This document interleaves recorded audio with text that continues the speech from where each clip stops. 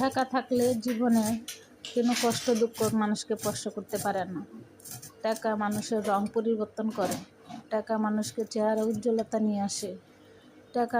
টাকা হলেই সমস্ত সুখ খুঁজে পাওয়া যায়, আর টাকা না থাকলে কোনো কিছু সুখই পাওয়া যায় না। টাকা মানুষকে ভালো মন্দ বোঝাতে চেষ্টা করে না, অহংকারকে বোঝাতে চেষ্টা করে। যার টাকা নাই তার কিছুই নেই, যার টাকা আছে তার সব আছে। টাকা ছাড়া এই পৃথিবীটা অর্থহীন, টাকা ছাড়া এই জীবনটা বেঁচে থাকাটাও অনেক কষ্ট হয়ে যায়। মানুষের জীবন অদ্ভুত। আল্লাহ কাউরে টাকা পয়সা দিয়ে বুঝাইছে, কাউরে টাকা পয়সা না দিয়ে বুঝাইছে, কাউরে পাঁচতলার মালিক বানায় বুঝাইছে। কিন্তু কেন? আল্লাহ তো ইচ্ছা করলে সবাইকে একত্র গরমের মাছ দিছে একইভাবে চালাইতে পারতেন। কিসের জন্য এরকম? যাই হোক, আল্লাহর ইচ্ছার উপরে তো কোনো কিছুই করা যায় না। আমাদের চিন দিয়া কোরাল মাছ রান্না শেষ। কাউরে দেয় ধনিয়া পাতা কই, কাঁচামরিচ কই, তা নিয়ে সন্তুষ্ট থাকতে মানুষ চেষ্টা করে।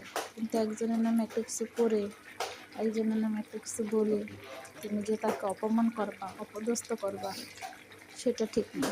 টাকা হলে তো নিজের চেহারাটাকেও পরিবর্তন করা যায়, জুতার পালিশের মতন করে নিজের চেহারাটাকেও চকচকা করা যায়। কিন্তু টাকা আছে বলে যে তুমি নিতে ভুলে যাবা, তোমার জায়গা ভুলে যাবা, সেটা না। কারণ এই দুনিয়ায় তুমি আরাম আয়েশ সব করে গেলা, তারপর ওই দুনিয়াতে কী করবা? ওই দুনিয়াতে কথা চিন্তা করে দেখছো যে দরজা নাই, জ্বালানা নাই, বাতি নেই, কিচ্ছু নেই, ওখানে কী নিয়ে যাবা? কারণ তোমার মরার পরে তো তোমার টাকা আছে, তার জন্য তোমাকে পাঁচতলায় উপরে মাটি দিবে না, ওই নিচতলায় মাটি দিবে। তোমাকেও গরিবরে যেখানে মাটি দিবে, তোমার টাকা আছে তাকে তোমাকেও সেখানেই মাটি দিবে। কেউ কাউকে আলাদাভাবে মাটি দিবে না।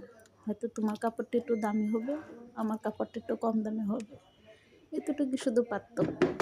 কিন্তু ইমান ধর্ম যদি তোমার ঠিকই না থাকে, তো এই দুনিয়ার চেহারা ছবি দিয়ে রূপ দিয়ে কী করবা? আর অহংকার করেই কী করবা? অহংকারীকে আল্লাহও পছন্দ করে না। আল্লাহ বলছে তোমার ইমান ঠিক করো, তোমার নীতি ঠিক করো, তাহলে দেখো যে সব ঠিক হয়ে গেছে।